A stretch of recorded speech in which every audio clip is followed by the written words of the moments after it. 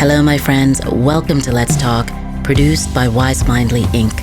I'm your host, Coach Shay Marville. In this space, we dive into transformative conversations that hopefully inspire you to grow, heal, and have a deeper connection to yourself and to the world around you. So, let's talk, let's connect, let's grow together.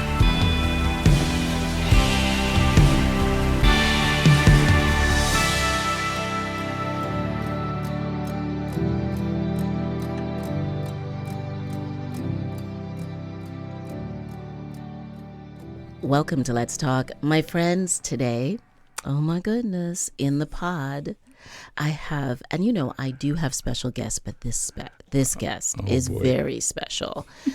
He is a leader, an ex-football player, a man that when he walks into the room, everybody turns because they have to look up. Do you like that? Yeah, I like that. He coaches leaders around the world. Hugh Lawson, welcome to the pod. Thank you. It's so great to be here. I've never had an entrance like that before.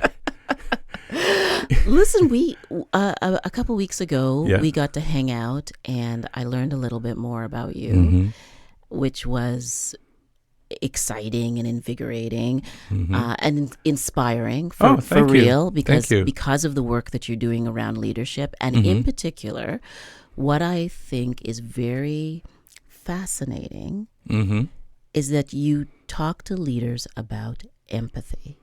Yeah, emotional intelligence. Talk to us about that. Why is that so important to you?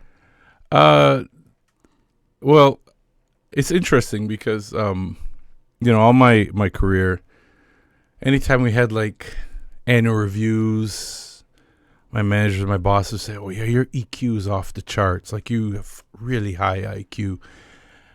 And I don't think I really appreciated it at the time because I think we come from constructs where we spend our whole life focused on IQ. Yes. And focused on scholastic achievement. And I always wanted people to tell me I'm really smart. But then when it's like your emotional intelligence, like what does that mean? But then I often found that I ended up embracing that, and it carried me far, and it got me out of a lot of sticky situations, and a lot of it is learned. Like emotional intelligence, it's not a fixed skill. Yes. As a matter of fact, pop quiz. Okay. What is your peak year for emotional intelligence? Your peak year? Give me a guess. Like in your life? Like, you talk about someone playing basketball or an athlete, and they have their peak. They're 29. That's when they're at their peak in their physical abilities. What would that year be? Maybe 60. Yeah, 65. Oh, okay. Yeah, 65. Oh. So you can always get better at it, right? Yes. So, a lot of these leaders are very good at what they do with their day-to-day roles and responsibilities. But I think if we all had a dime for every time we worked for someone and they just couldn't read the room. Yes. Or you're just like, how did this person get this job? And they have so much responsibility for so many people, and they break so many eggs. And they often say, people don't leave organizations, they leave their managers. Yes. And I think what I take great pride in is that the people that worked for me, I still maintain strong relationships with them. I put a lot of currency into continuing to support them in their journeys. And I just found it was natural. And everybody kept saying to me, you're like a coach. You're like a coach. So I say, let me focus on something that I'm very confident in speaking to. Yes. And then also putting some extra time into understanding the learnings and the methodologies behind that, which is what I've been doing for this last chapter. And I've just found that it's a gap for a lot of leaders. Yes. Especially during times where it's really noisy right now. And most parts of the world are going through immense transformation, especially in the last 6 months after the election results south of the border. So I find it's needed. Like, people are pulling at me to support them with this. No, I love that you are focused on this, and it's the last couple of years where you kind of talk about you've done a zigzag, when people are going zig, you go zag. Yeah, I'm a zagger, yeah. And if we can be really frank, yes, someone may look at you walking into a room and they'll see leadership, but they may not see oh, he's going to talk to me about love, about kindness, about compassion. No. And I think that's a really important sort of difference and differentiator, because people will trust you because they want to talk to you about leadership, but then you bring in the underbelly of emotional intelligence. Yeah. It's interesting. We're having a conversation about this, and I'm a big guy. I'm 6'3". I'm not going to tell you my weight. That's a work in progress. I have some shirts at home. They're aspirational fits, but I think I'm going to get into them by October. I'm working on it. You're 6'3", I'm 5'3". Wow, there you go. There you go. See, there you go. It's just a foot difference. Yeah, just a foot. But it's interesting that anybody I know that's statuesque. Yes. They're not bulls in the shop. If anything, a lot of us that are somewhat sizable and we take up space, we actually have to read the room better. Because people have preconceived notions of what they're about to expect. And if you feed into that, I mean, I remember 15 years ago, I had a moment in a meeting where I got really, really pissed off with the people I was working with. And I banged my fist on the table. And the looks on people's faces, I'll never forget. Like, it was just abject fear. People were visibly afraid. Like I was going to harm them. Like I would turn into King Kong. And then whatever it is I demanded of them at the time, 3 or 4 of these grown adults came into the office cowering, giving me the reports that I was looking for. And I said to myself, never again. I can never do that ever again. Because literally, if I do react or I don't read the room, it could probably put me in harm's way. Because if I react incorrectly versus someone else who's maybe not as big as I am, the results are like night and day. Like I am a threat.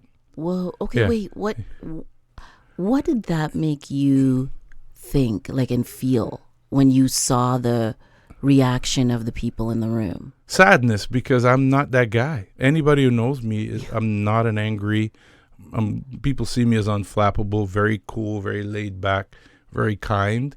But in that moment, I turned into King Kong, because what you saw was a big, statuesque black man who's lost his temper.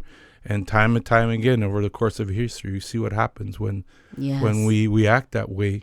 The repercussions are disproportionately worse. Yes. So I think that alone makes you more emotionally intelligent, because then you become a lot more self-aware. You know that you take up space. In many cases, it teaches you how to code switch, how to read the room, adjust. If anything, probably spend a little bit too much time making people comfortable, or trying to disarm people. Right. But I'm at this chapter now where it's a superpower. These are all lived experiences, and these are all references that I can use, right? Oh, so yeah, man. Okay, there's so much there, but how do you deal with not feeling resentful about needing to code switch or suppressing how you might actually feel, because you know people may perceive you incorrectly? I don't deal with it anymore. No. I just go where I'm loved. I don't code switch for anybody anymore. Yeah, I don't either. Yeah, I'm in a chapter right now. I just picked a room. See, I believe that, and I know that this is going to offend some people, but I actually think that the results of racism is it gives you a superpower. I feel as though I know that I live in a world where there are social constructs about blackness and about people who look like myself and about everyone. But there are specific things about being a black woman. There are stereotypes about tropes, like once I was coaching a woman, and it's only happened once, but I was coaching this woman. I was encouraging her to physically take up space and to get stronger, and I was using yoga and mindfulness, and we were at such a great place.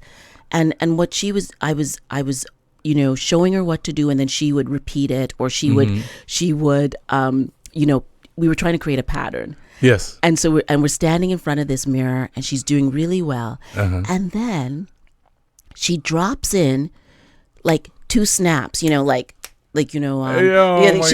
And I'm like, what are you doing? What are you doing? Where did that come from? She goes, I thought you wanted me to be like stronger. And I'm like, no, I want you to be yourself. Nor did I do that. Yeah. So, and I'm not saying that that's good or bad. I'm just saying that it reminded me that in that moment, she perceived what I was saying through a certain lens. And I thought to myself, okay, it's of no interest. Being a stereotype, furthering the stereotype, going against the stereotype, it is of no interest to me. Yeah. I just want to be a human being. But I'm aware that in doing that, you're actually making people question certain ideas about who you are or who people are that look like you. And I think that's a good thing. I think it's actually a good thing that people don't always know who you are. It's not for me to prove myself, but it's for them to understand who are we both together in this moment. Yeah. I just think you just got to find people who are open to that. Yes. I just, they call me a cynic, but I think in these later stages in my year. I don't think you're cynical at all. But no, I have to be very economical with my time. My time is not, it's finite. Yes. And I also find as you get older, you just don't have the pain threshold or the elasticity to deal with things like that. I'm very self-aware with what I can take on, what I can't take on. And then also, too, this is an entrepreneurial chapter for both of us. Yes. So there's no guaranteed paycheck every 2 weeks. So I there's got to be ROI. And my patience is a lot thinner than it was 5 years ago because in spite of everything that's happened over the last 5 years, the way the world's changed so much, what we were thrown into, if you still don't have it in you to figure this out, I don't think you got it in you. Like How did you get to this point, though? I mean, it's not only age and what you've experienced as an adult. Do you think your childhood patterned or created patterns that allow you to be more resilient now? Yeah. I think, just had very supportive parents. Also just seeing in my father someone who was very self-made. I mean, he never knew his dad. His dad died when he was 11, pretty much raised himself. Just steady and just poised and just understated. Well, my mom was a big personality. I think that's where I got it from. But just getting that support and just constant affirmation. Like even to this day, my mom's 83. She'll be 84 in about a month and a half. And she'll always, every time we're talking on the phone, she's like, you know what, son, I'm so proud of you. Like I'm so excited that this entrepreneurial thing's working out for you. I knew you had it in you. There's just a way. Like, she's just literally like, I'm like, yeah, thanks. You almost have to just take a step back and just say thank you. Yes. Because we're so inclined to say, no, mom, it's because of you, mom. Yes. I'm like, no, thanks, mom. And so that's helped. I think you just have to, the last 3 years have been very eventful for me.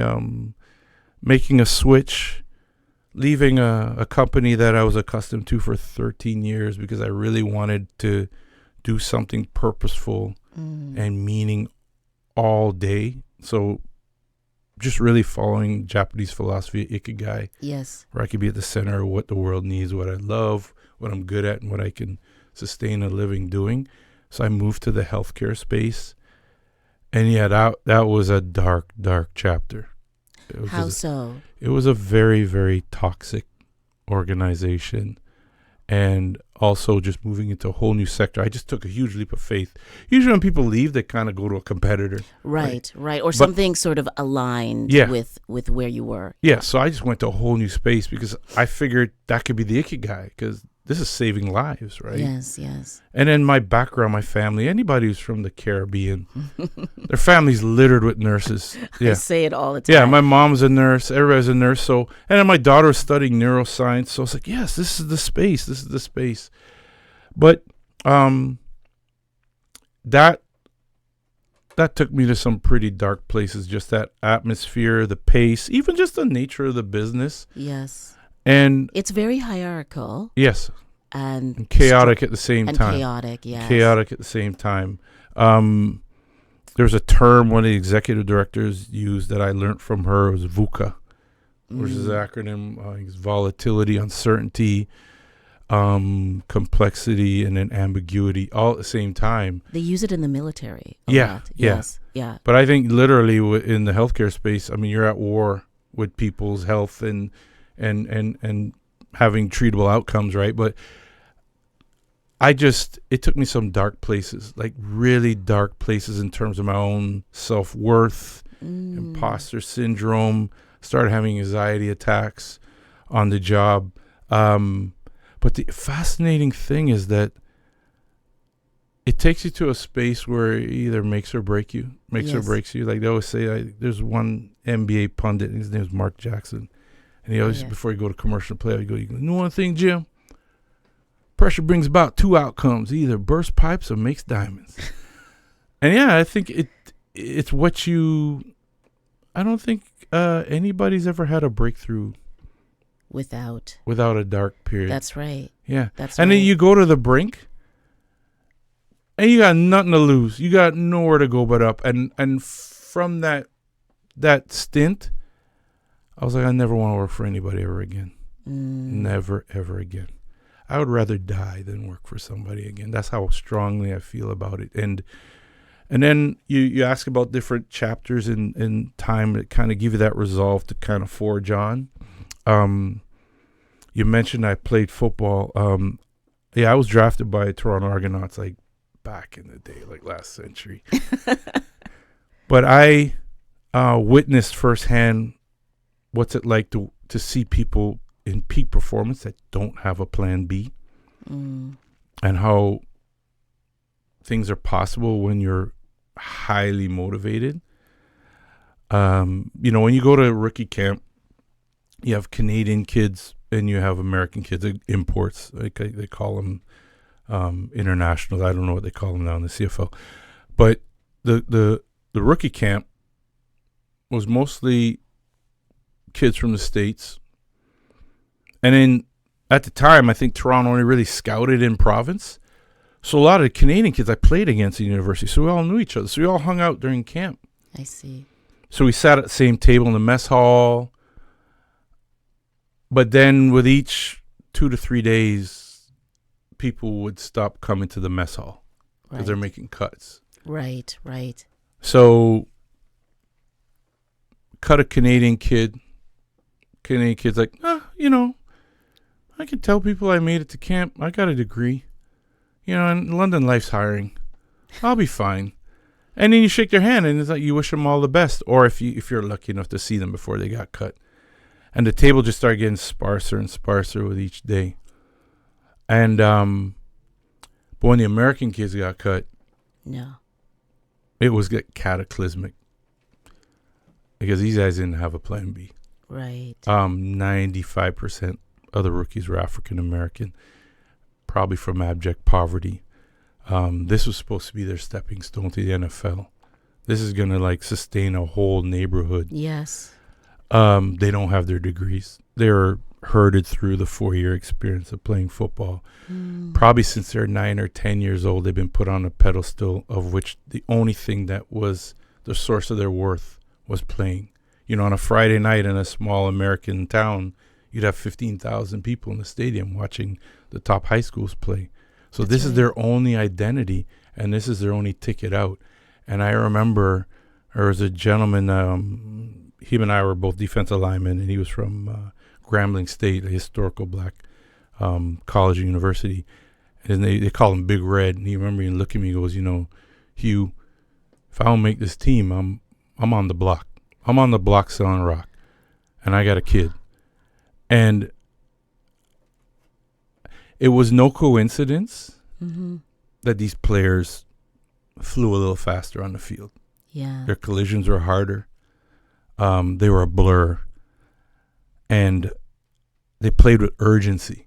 Yes. Because there was no plan B. Because they had nothing to fall back on. Nothing to fall and everything to lose. So when they got cut, it was hysterics. Crying, begging, let me be the water boy. I can't go back. And that always stayed with me, but it never, it stayed with me because I found it like profoundly sad because I had my degree and, heck, the camp was in Guelph. If I got cut, I just got to drive 20 minutes back to Mississauga and there's a room waiting for me. But that memory unearthed this past year where that's how I feel right now. Like if there's no plan B, like this has to work. This has to work. There is no plan B. But you know what? Yeah. You just said what most people are feeling right now. Yeah. Because everything, it's not just that it's shifted. It doesn't exist. Yeah. And the world that we're living in right now, no one's been prepared for it. No. Not that that any other time you were prepared for what was the Industrial Revolution or technology, but actually now it is so disruptive. There's no constructs anymore. There's no guarantee. You've got 17-year-olds who can make $1 million in their basement, and you've got their father or mother who is out of work and has a mortgage to pay. Yeah.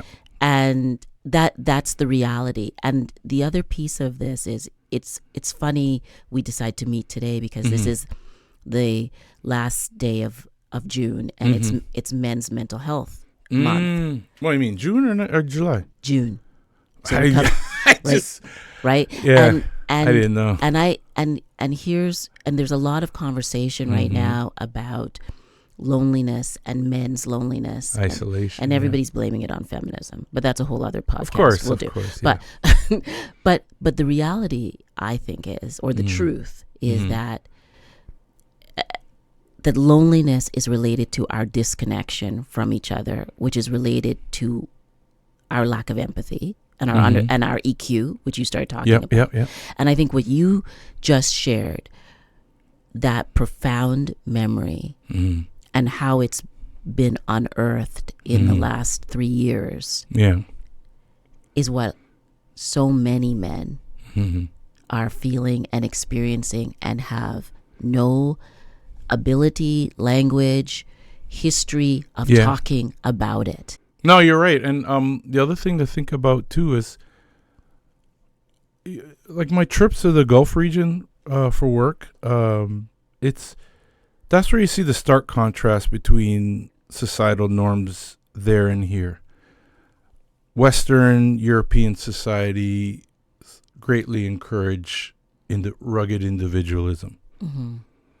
Anything is a gift is also a curse. I think the curse of that is that when the chips are down, all you know is to do things by yourself. I'll bootstrap my way out of this. I'll roll up my sleeves. Yes. I don't think men know how to ask for help. It's just, we're just not wired that way. We're not socialized that way. We're the ones that are supposed to go off into the forest and bring back the kill for the village. Yes. And then now when you have no idea what you're doing, you don't know what the next chapter brings. Women do this a lot better than men. They surround themselves with, as Michelle Obama called, people at the kitchen table, right? Like, yes, I think we do. I think women do it better, but I think there's a lot of complexity to the way women are behaving right now. But like if we just stick on, I want to stick here with on the subject of men because I don't think we can talk enough about this because what we always get back to was, well, the world is being run by men. Wars are made by men. The economies are, the top CEOs are men. The presidents are men. If you look at, there was a picture with Donald Trump recently and all the different, G7, Western. It was more than G7. They were all men. There were two women. Italy and Sweden, I think, right? Yeah. But But because we're still in these constructs of men and women and how men behave and how women behave, we can't get to that piece around emotional, intellectual complexity of our heart intelligence. That we aren't designed to just be achieving.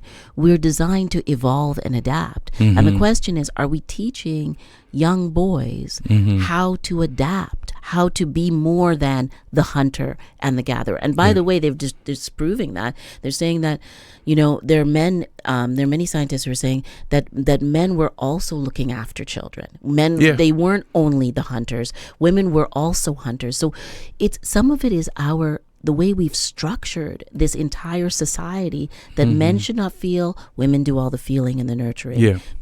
And so you get men who are getting to midlife, the world's changed.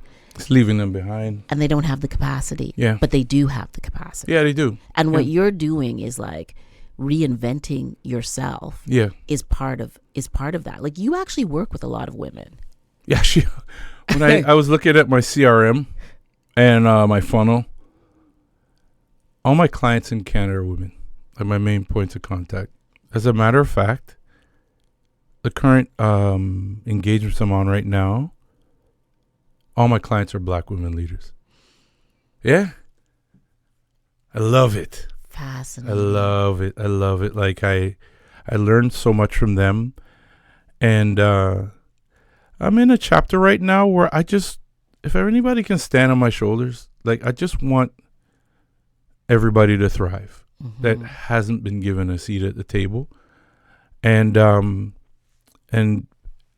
if I'm able to take a step away and I can read the room on their behalf and then consult with them after and go, hey, just look out for that cue over there. Or, we may want to come up with a strategy, just because I've been this rodeo before. I know it's going to happen 3 days from now. And if I can help support and set them up for success, I'm happy, because for me, Black women have always supported me. Like, I've my family, my closest friends, co-workers, colleagues, to me, I'm just paying it back. And also, when I go over to the Gulf region, I meet some very impressive women leaders there. Also, going to the Gulf region, I've learned how to defer to women. What do you mean? Talk to me. Well, in the Muslim world, when you meet a woman, you don't just go, "Hey, Asma, I'm Hugh," hug. No, it's assalamu alaikum, but you defer. Yeah. So you put your hand on your heart and you wait. And I learned the hard way. Because when I first went over there, actually, it was before I went over there, I was speaking to some high school age kids with a program Trevor Massey runs called. Oh, yes. Yeah. Phenomenal. So a young woman, Muslim woman, came up to me and she had a question for me after my presentation. And I immediately, her and her mom came up and I immediately pushed my hand out to shake their hand. And she just looked at me and just put her hand up. And I was like, oh. Immediately I was thinking, maybe she's, very introverted and she just, or some people just don't like contact. So, I said, hi, I'm Hugh. And she introduced herself and her mom and her had a question for me. And I spoke to Trevor and someone after and I said, hey, I think I just broke a rule there. And Trevor looked at me and said, yeah, actually, when you greet a Muslim woman, because you're a stranger, you don't just shake. They're not going to shake your hand. So I was like, okay, note to self. And then literally 3 weeks later, I was in Saudi Arabia. And I was checking out the stage because I was doing a keynote the next day. And there was a woman on stage and she was just nervously looking through her papers and she's practicing while they're assembling the stage. So she came down and I said, is everything okay? And she says, yeah, I'm just a little nervous. Plus my daughter's texting me. Like, she's constantly texting me, asking me for her notes. But I'm here. Like, typical mom stuff, right? Like, look, I'm in Saudi Arabia. Yes. You're in Abu Dhabi. I can't help you right now. It's 10 o'clock at night. you know where your homework is. Yes. And it just brought me back to like just what happened at our home with my wife. Course. And I said to her, I think her daughter was 16. I said, my daughter's 21 now. That's a phase. She'll be fine. You'll be fine. And I guess that comforted her because she knows that this too shall pass. She goes, thank you. And she goes, my name is Aliyah. And I said, hi, my name's Hugh. And I put my hand out. And she went like this. And I said, nice to meet you. And then she said, look, when you greet women, put your hand on your heart and defer. And then wait. And then a woman may put her hand out. And then, right. So at that point, that's when I realized, like, I might have been encroaching on women's space for decades now. Because I'm a hugger. I'm a handshaker. But how do I know not everybody likes that? And if you're in a group setting and it's like, hey, everybody, it's you. And I go and give someone a hug. They can't say, no, don't hug me. Because then everybody else is like, what's wrong with her? It really had me thinking. Now I just defer to everybody. Yeah. Like actually, when we first met, I paused. Yes. Yeah. I paused. I paused. I waited. Yeah. And it's incredible. Like everything you see is so counterintuitive because that woman that I met in Riyadh is one of my closest friends in that region. And the reason why we're close is the closeness that you'd have here is you hug and you show affection. Yeah. But because I showed respect, she's actually more affectionate towards me and she's opened many doors for me. And if I'm in Dubai, she'll drive from Abu Dhabi to come have dinner with me. And then she's like, I want to, when you next time you come back, you need to go to Abu Dhabi. And I want you to meet my father, and meet my husband. But it's just all these different things. Like I love it. I love it. And I love that we have all these different, this is the thing about that we're missing about diversity. All these people who are like, so diversity so bad. Like when you get to see all these different layers of being a human being and experiencing it's made me a better man. It makes me a better man. I think what's been instrumental for me the last 3 years is I went to that dark place. I remember watching this interview with Tim Grover. He was like Michael Jordan's trainer. Yes, yeah. And he always talks about, if you have to have darkness if you're going to experience great. You can't have greatness without darkness. And he's right. What I do see in men right now is a fear of the unknown. And maybe even like a form of hiding, like avoiding, or aggression to the point where it's like, let me cancel that because it's a threat to me. But in actuality, the more you further isolate yourself, the more you hasten your extinction. And I think this isolation, there's a really good Harvard Business Review talking about the culture of trust.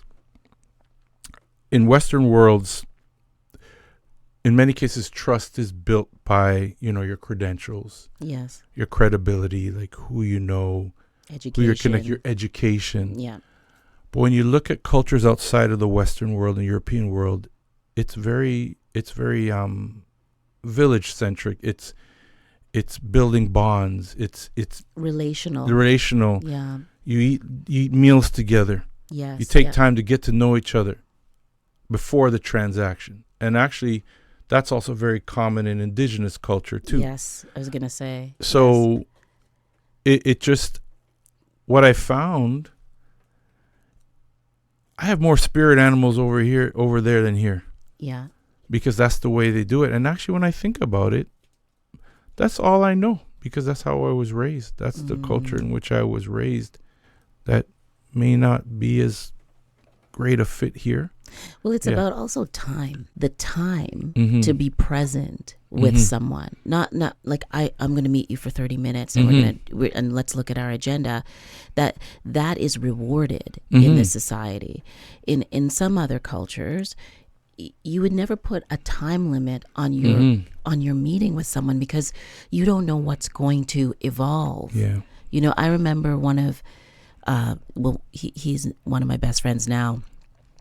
And he comes from the First Nations community, and we've been friends for 30 plus years. But when we first met, it took 9 months to actually meet because it was a letter Mm-hmm. and he never responded.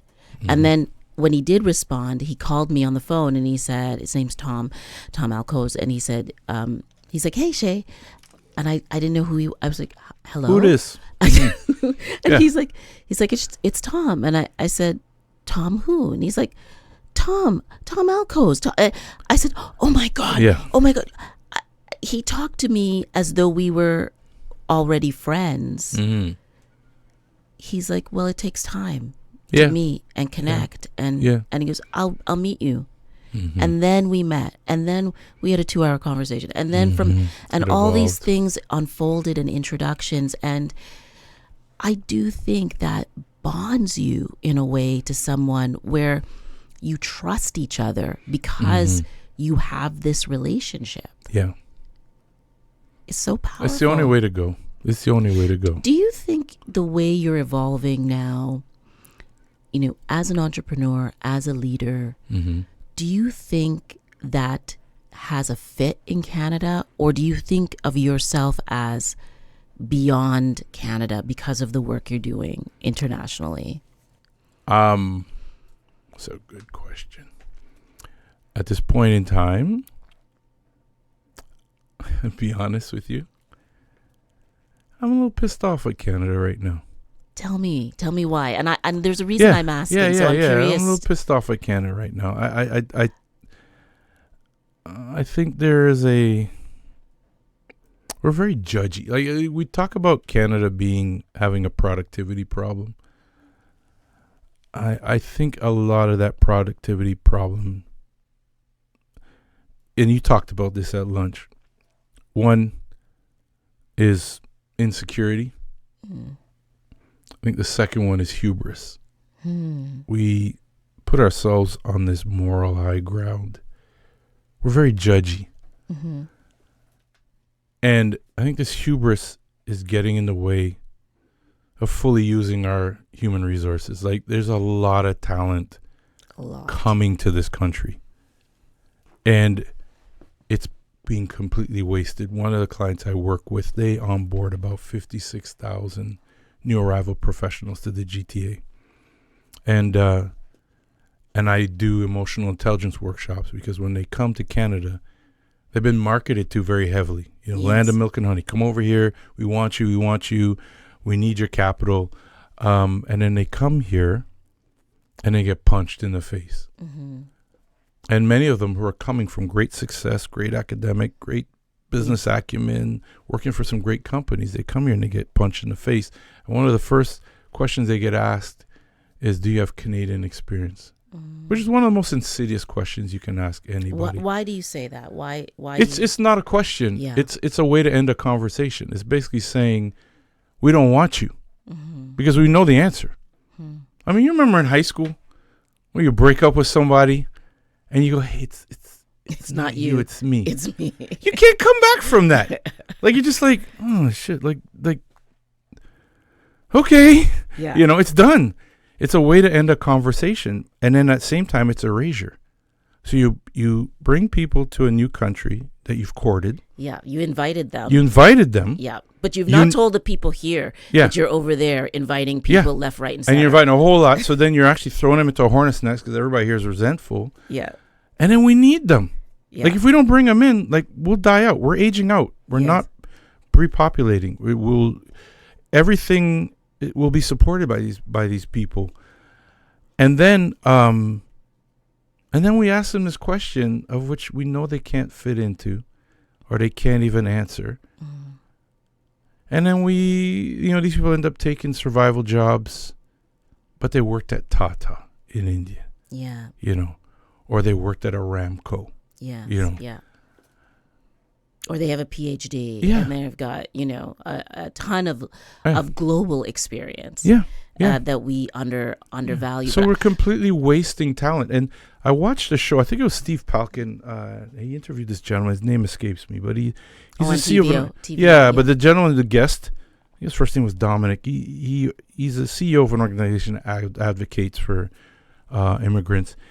And the point system to get into Canada is so stringent that the only close equivalent to that we could all relate to really understand the stringency of how hard it is to get into Canada, another reference would be trying to get into Harvard. It is as difficult to get into Canada as it is to get into Harvard. The difference between the two is that when you get into Harvard and you pay your $50,000 for the year, when class starts on Monday, there's a class. There's a prof. You're learning. You're growing. You're thriving. But here, when class starts on Monday and you open the door, it's a storage closet with mops, an Uber Eats cooler bag. And mistreatment, a lot of mistreatment. And a whole lot of resentment. Yeah. And that's as wasteful as you can get with asset management. And that pisses me off because there is no rational reasoning or thought process. It's just, it's the amygdala run haywire. Well, they could say, I mean, you could decide that you don't want immigration and that you're going to focus on the people that are here and be honest about that. Yeah. Or you could decide you want immigration. It needs to be transparent and responsive. It needs to be equitable. It needs to be fair. Yeah. And you're going to prepare the people that are here for who's coming and prepare the people who are coming for what's coming, for what they're coming to. It doesn't seem like it. None of that's happening. Yeah. But the other thing is that I think there's a kind of pretense here, and I say this as a person who is proud to be Canadian. Yeah, me too as well. Yeah. Even though the reason I'm pissed off, like, I mean, if I didn't see any potential or I didn't truly care, or love this country, I wouldn't say anything. Like, I just remember from my playing days, the minute the coach stopped yelling at you, you're in trouble. Yeah. Because they've moved on. Right. Yeah. No. Yeah. I love Canada, and even though people still ask me, where are you from? I am from Canada to this day. I am frustrated. Yeah, that's what I am. Because I also see that there's so much talent here that is not developed because there are no roots. There's no process for entrepreneurs. It's only a few people, only a few demographics of people who can become entrepreneurs. And entrepreneurship is really, if you haven't gone to the right school or gone to school at all, if you have ideas, if you're a person who's creative, if you want to be really productive and you don't fit into a box, entrepreneurship is the way. And this is why you have a lot of Canadians going to the U.S. Yeah, like if you want to do something big, you got to leave. Yeah. And that is terrible. It's terrible that we're still saying that in 2025, that if you have to do something, you have to leave and go somewhere else where there are other problems. Yeah. Yeah, my mom always said there's no utopia in this world. There is no utopia. Yeah.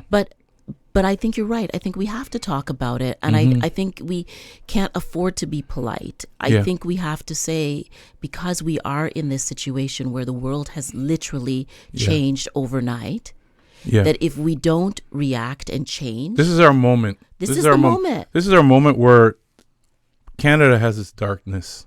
This is the dark as dark could get.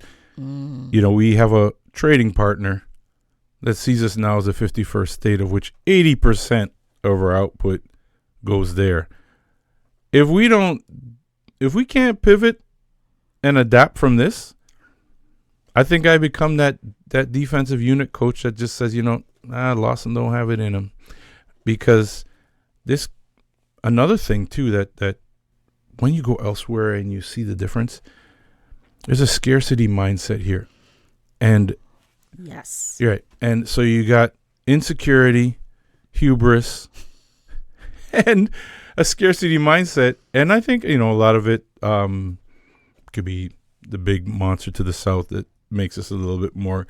I also think I can tie that to colonialism too. Like, it's a very British sensibility, because when you talk to Brits or your family there or people there, they navigate through the same thing.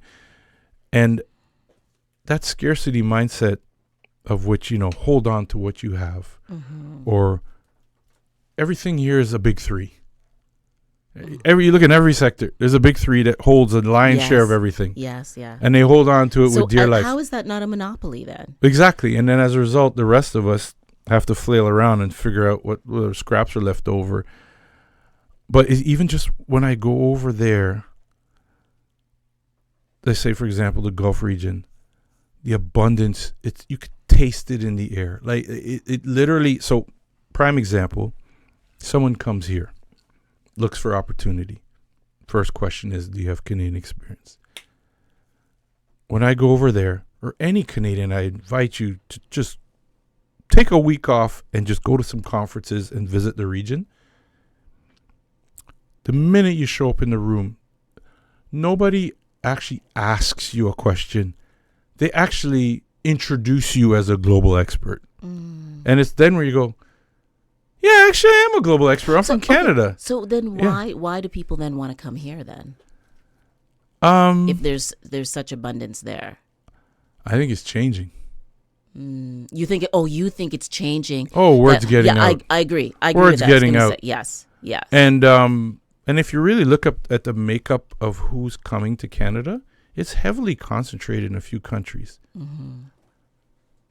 No one in the Gulf region is selling all their stuff to move to Canada. As a matter of fact, and I've had this conversation with a couple of colleagues. Like, so I'm my mother's child, right? So I remember as a kid, growing up, my mom would drive around. Anytime she saw a black person, she'd just go introduce herself. And they go, I'm Eileen. What island are you from? And the minute they didn't say Jamaica, she'd lose interest. But anyways, I digress. So I kind of got that black person magnet. So if I'm in Dammam, Saudi Arabia, and I see some black people, I'm like, hi, assalamu alaikum. I'm Hugh. I'm from Canada. I'm not saying what island you're from.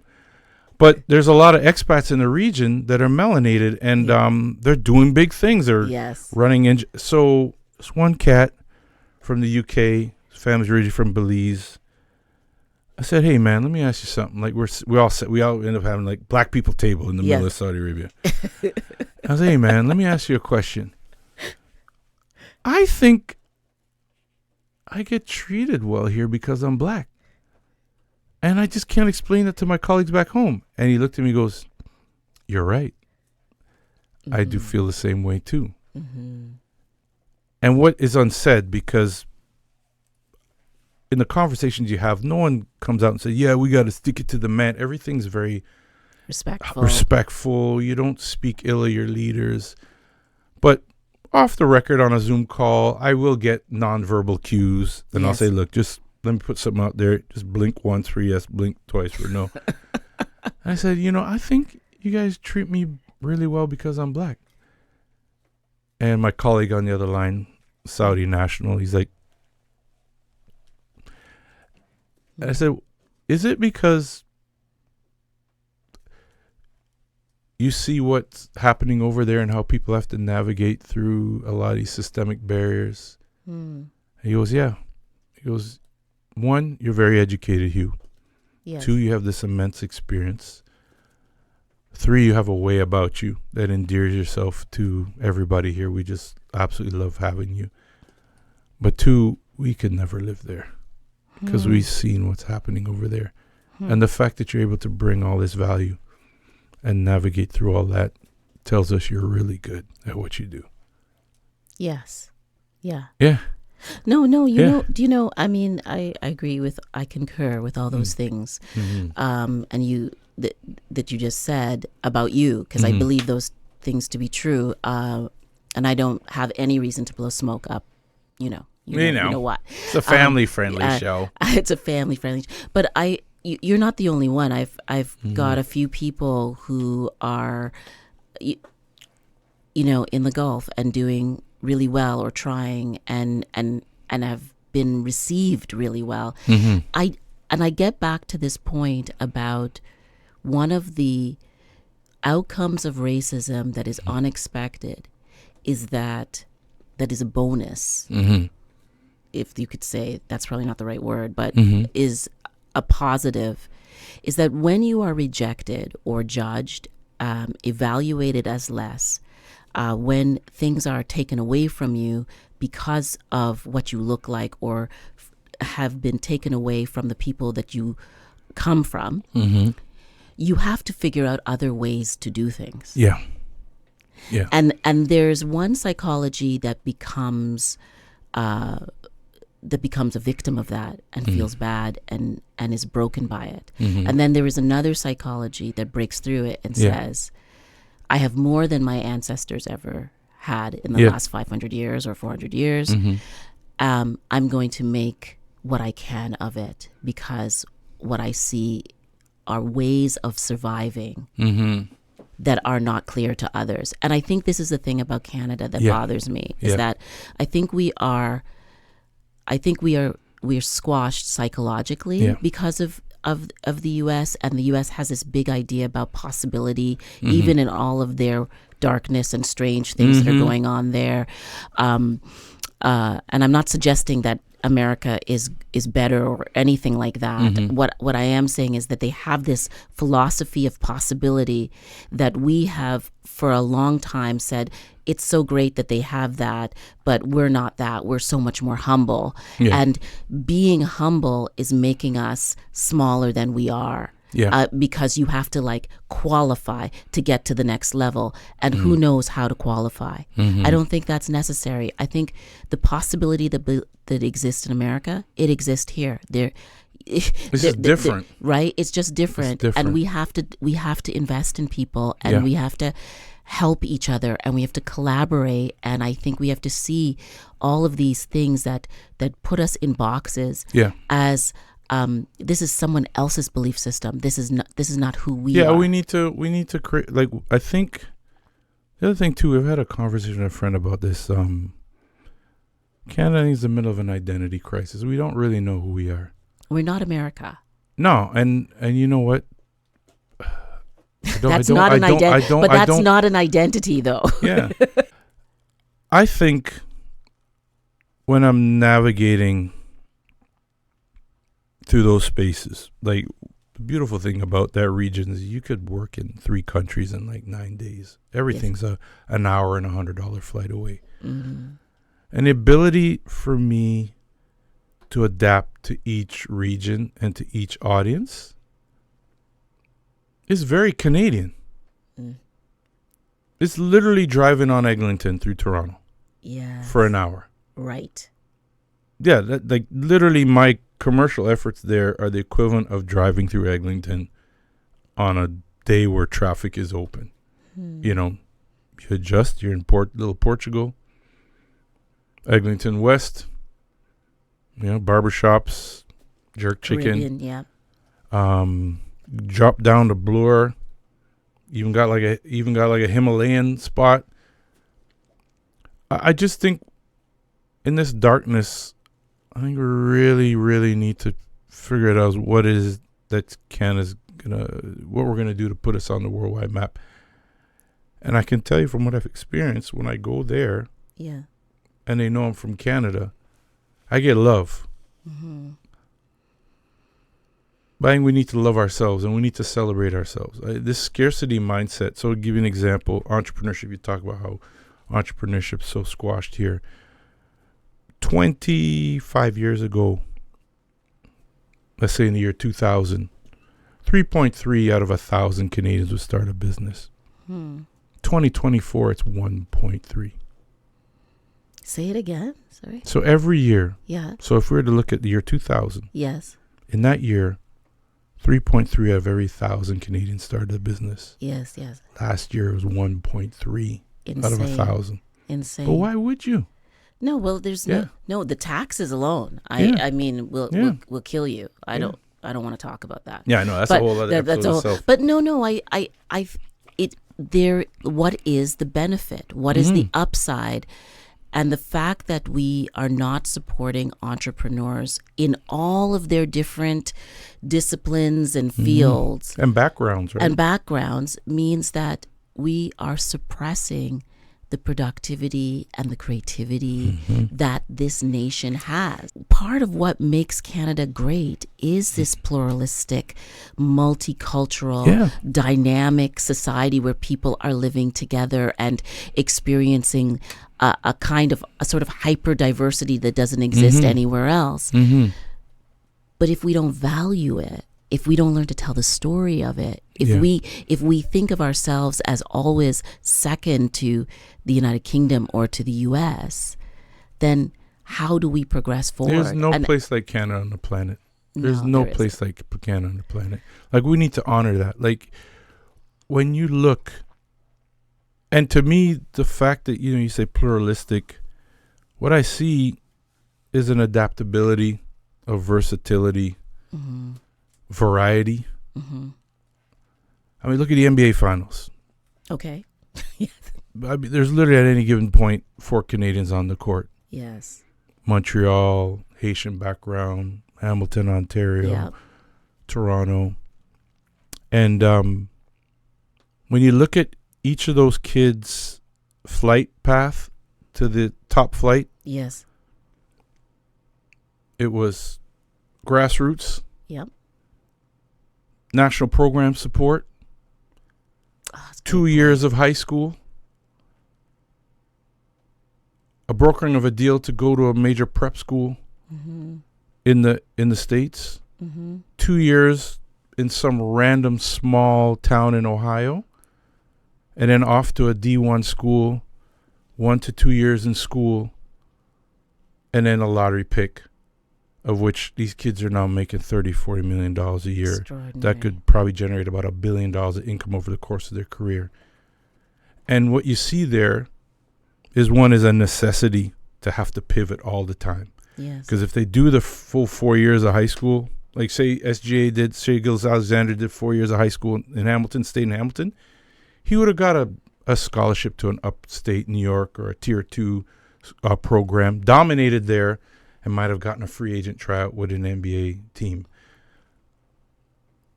But what you see there is quintessentially Canadian in the fact that you have a kid, a racialized family, grows up in the Hammer, travels back and forth to the States, goes and lives with another family in the States while he's at an academy there.